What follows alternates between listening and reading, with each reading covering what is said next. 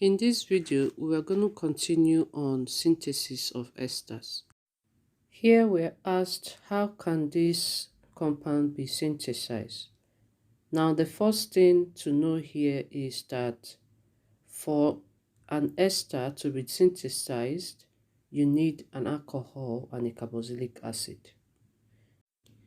So in this compound, the oxygen, the single bonded oxygen, actually comes from the alcohol group, okay?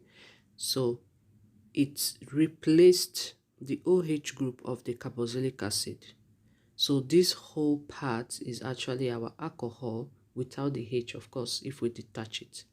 So what we'll do is we'll write the other parts.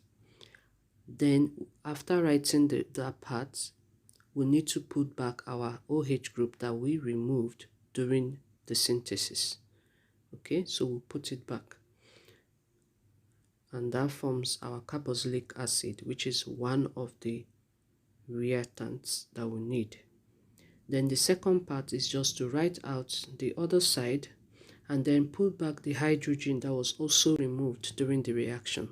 We need an acid to catalyze this reaction, so we'll put an acid. And these are the three things that you need to synthesize this compound.